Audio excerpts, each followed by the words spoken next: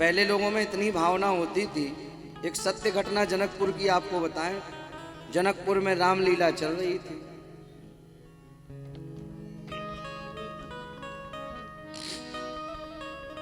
रामलीला में जो जनक बने थे, वैसे तो प्रत्येक पात्र इतनी सुंदर रामलीला कर रहे थे,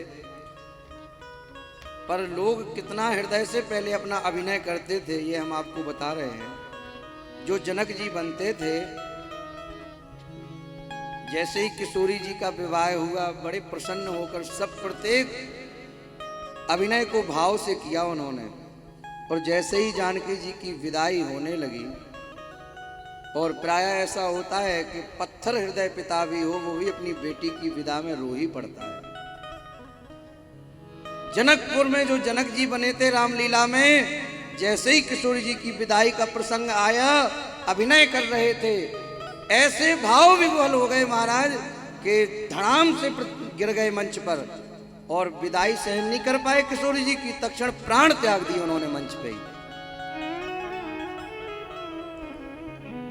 तो लोग पहले हृदय से भगवान की लीला में अभिनय करते थे और उनका दर्शन करते थे, पर आज दुर्भाग्य है जो हम अपने भगवान को मनोरंजन की दृष्टि से देखते हैं। निश्चित ही स्वरूप सरकार जब सामने आए तो साक्षात भगवान के स्वरूप में ही उनका दर्शन किया जाता है। पर हम सब भगवान की भक्ति में ही कुतर्क बुद्धि लगाते हैं। पूज्य गुरु प्रसाद जी महाराज विराजमान हैं। पूज्य महाराज जी के पूज्य पिताजी बड़ी सुंदर एक कथा सुनाते थे कि लोग भगवान में ही अपनी बुद्धि लगाते हैं। और ऐसे ऐसे कुतर्की बुद्धि वाले, एक बार दो लोग भगवान की ही कमी खोजने को निकल पड़े। बोले इस पृथ्वी में भगवान ने भी बहुत सी कमी की। क्या कमी की भैया? दोनों भगवान की कमी खोजने को निकल पड़े। उसी समय एक खेत में देखा कि कुमड़ा कद्दू लगे हुए। कद्दू को देखते ही दोनों आपस में फुसुर फुसुर करने लगे। बोले भगवान की कमी नंबर 1 लिख लो। क्या भैया क्या कमी? कहा देखो तो बेचारी कितनी पतली बॉल है और उस पे इतना बड़ा कुमड़ा लगा दिया कद्दू। अरे इतने बड़े बड़े पेड़ बनाए हैं, कहीं पेड़ पे लगाते तो अच्छा लगता, पतली सी बॉल पे कद्दू लगा दिया। वो भगवान की कमी लिख ली। बढ़ते बढ़ते गए, एक आम के वृक्ष के नीचे बैठ गए। उसी समय आम लगे हुए दिखे, अमियां छोटी छोटी लगी थी। देखकर दोनों बोले देखो दूसरी कमी मिल गई। कहा क्या मिल गई?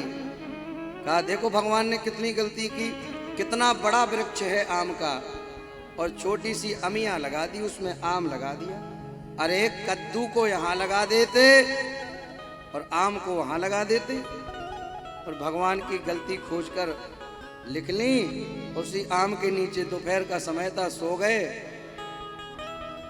उसी समय आंधी चली और एक आम टूट करके उनके मुख पर, नाक पर गिरा। महाराज छटपटा कर उठे। उसी समय खून की धार नाक पे से बह गई। जैसे ही नाक पे से खून निकला है, फड़फड़ाते हुए दोनों बोले भैया भगवान की कमी काटो इसी समय। कहा क्यों? बोले भगवान ने बड़ी कृपा की, भगवान जो करते अच्छा करते, बुद्धि नहीं लगानी चाहिए।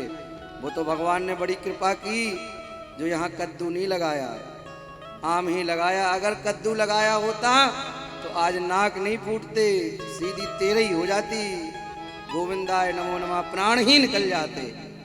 इसलिए भैया भगवान की गलती नहीं खोजना चाहिए, पर हम सब भगवान में ही बुद्धि लगाते।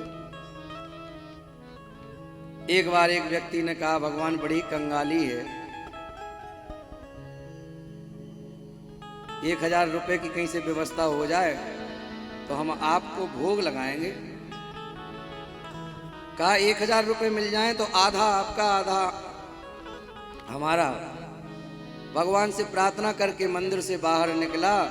भाग्य से 500 का नोट एक उसको पृथ्वी पर पड़ा दिख गया। दौड़ के उठा के अपनी जेब में रख लिया और जेब में रख के ऊपर देख के भगवान की ओर देखकर कहा भगवान बड़े चतुर हैं आप, बड़े चालू हैं। 500 रुपए पहले ही काट लिए, हम तो 1000 मांगे थे, अपना हिस्सा पहले ही रख लिया। तो भगवान में ही बुद्धि लगाते हैं हम आप, ऐसा नहीं। भगवान से जो जिस प्रकार से, जिस श्रद्धा से भगवान की भक्ति करता है, भगवान उसके अनुरूप उस पर कृपा करते हैं। हम प्रायः कहते हैं कि कई बार होता क्या है कि हम लोग सुन लेंगे कि वहाँ पर हनुमान जी अधिक कृपा कर रहे हैं, जैसे ददरुआ में या बागेश्वर हनुमान जी में, मेहंदीपुर बालाजी में हनुमान जी खूब कृपा कर रहे हैं। तो हम लोग आप हम तो यहाँ बगल के ही हैं, पर लोग हजारों किलोमीटर से चल के आएंगे पूरी श्रद्धा के साथ। तो उस श्रद्धा के अनुरूप हनुमान जी फिर उनके ऊपर कृपा करते हैं, चमत्कार करते हैं, लीला करते हैं। लेकिन अगर हम अपने मोहल्ले के हनुमान जी, गांव के हनुमान जी में वही श्रद्धा रखें, उसी श्रद्धा से हम उन हनुमान जी से भी मांगे तो वो भी कृपा करेंगे। हनुमान जी अलग थोड़ी है,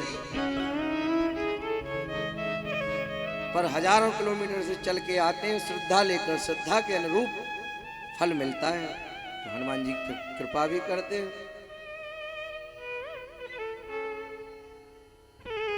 और सत्कार्य कभी व्यर्थ नहीं जाते, निश्चित ही वो अनुभव में आते हैं।